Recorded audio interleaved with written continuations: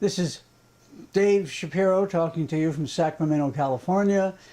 I've been a composer and arranger, sideman, performer for decades, and I thought it might behoove all of you out there to have some videos a little different than all of the hundreds of thousands of the other type that are out there, which are all very valuable. My idea is to make a sequence of videos, a series I should say, of how to think as a musician based upon centuries of techniques used in composition and improvising around the world as applied to, for your purposes, songwriting and improvisation. In almost all compositions of any type, including popular songs, there are repeating motifs. One of the best things you can do as a musician is learn the exact melodies of any song that you're playing. Here's what I mean by the idea of motifs, or motific development, which means you are taking a basic idea, like the beginning of Beethoven's famous movement where he goes bum bum bum bum bum bum bum bum dum dum dum dum dum.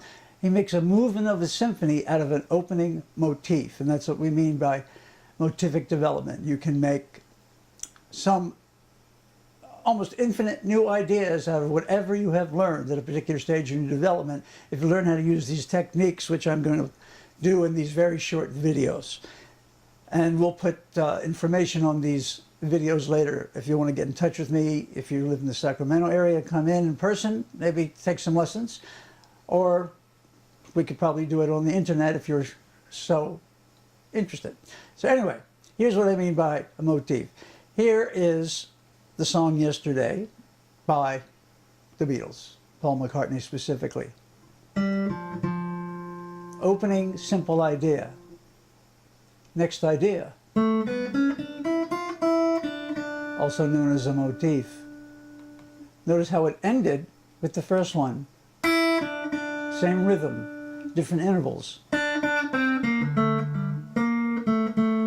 That's a use of the second motif that was introduced, and then it resolves with a new idea, and then ends with the same rhythmic motif in the beginning. You can find this in almost any type of song: folk songs, popular songs, classical music. The old song My Girl by the Temptations, for instance.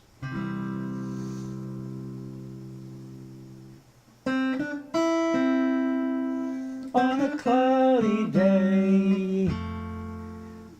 They don't do a brand new idea, they go repeat the first one. Another extra little syllable. I've got the month of May. Then there's a new, if you will, motif. I guess you'd say.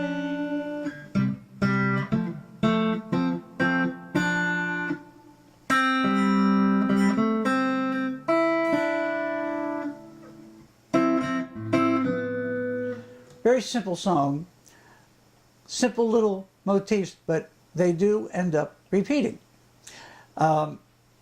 Here is one of many, many, many examples, an old song from Mexico known as Bésame Mucho, late 40s. Bésame mucho, it's the opening idea. Then it goes into this.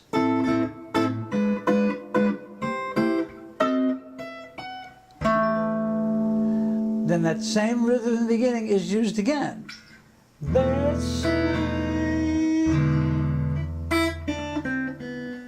Now the chords change and sometimes the intervals change, but you can recognize it as a repetition of the same idea. And then they go into something different at the end.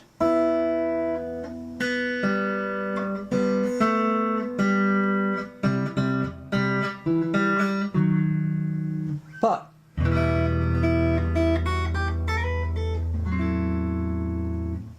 now you can use that to improvise with. Now here's an example of a song, perhaps you all have heard, called Summertime by George Gershwin from Porgy and Bess in the late 30s. Simple motif coming from blues.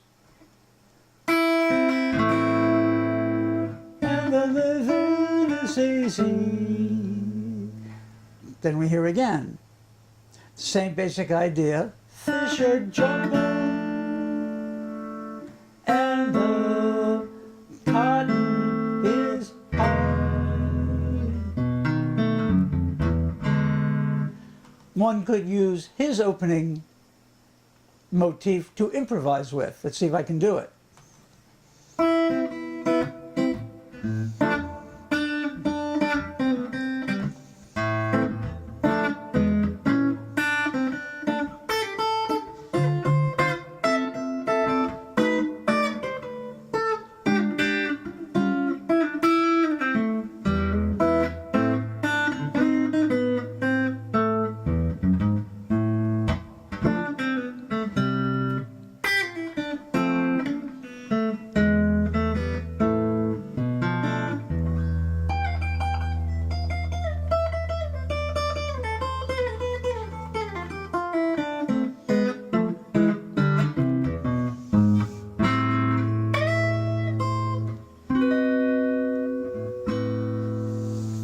So what Gershwin wrote is very simple.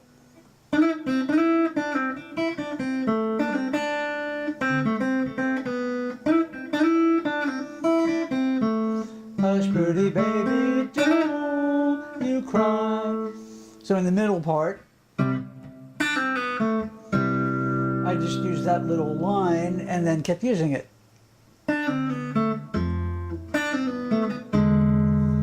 I don't remember exactly what I did, but you could go on all day just playing with the ideas instead of 227 different licks in a row. That's the idea of this.